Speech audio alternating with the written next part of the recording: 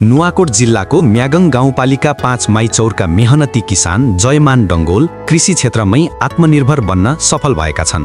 उनले सञ्चालन गरेको सुन्तला फर्म, टन्न उत्पादन हुने गोलभेन्डा खेती र गोठभरिका गाई भैँसी अहिले गाउँकै आकर्षण बनेका छन्। डङ्गोलको बगैँचामा उत्पादित सुन्तला स्थानीय बजारमा मात्र होइन, जिल्लाभरमा समेत उच्च मागमा हुने गरेको छ। गुणस्तरका कारण व्यापारीहरू बारीमै आएर आफ्नै दरमा खरिद गरेर लैजाने गरेका छन्। सुन्तला मात्रै बिक्री गरेर उनले वार्षिक 15 लाख रुपैयाँ भन्दा बढी आम्दानी गर्दै आएका छन्। यस्तै आधुनिक विधिबाट गरिएको गोलभेन्डा खेतीले पनि उनलाई थप आम्दानी दिएको छ।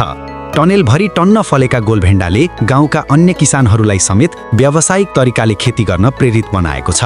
उनको गोठमा गाई भैँसीको समेत राम्रो सङ्ख्या रहेको छ, जसबाट दैनिक दूध र खेतीका लागि मल उत्पादन हुँदै आएको छ। फलफुल, तरकारी र पशुपालन तीनै क्षेत्र सम्हालेर बसेका जयमान डङ्गोल अहिले बहुमुखी कृषकका रूपमा चिनिएका छन्।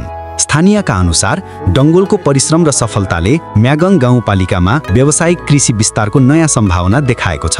डङ्गोल भन्छन्, गाउँमा बसेर पनि राम्रो कमाई गर्न सकिन्छ। उनको सफलताको कथा अहिले नुवाकोटका किसानहरूका लागि प्रेरणादायी उदाहरण बनेको छ। हेलो साथीहरू, दर्शन नमस्ते। माइचौरको जयमान डङ्गोलको सुन्तला बारीबाट सबैलाई लासो नमस्कार।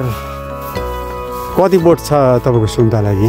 450 बोट। 450 बोट। कति बेच्नुभयो कि बेच्नु भएको छैन यसपालि? भर्खर सुरु गरे। भर्खर सुरु हो। सुन्तला त मजाले पाकेको रहेछ नि है यसपालि।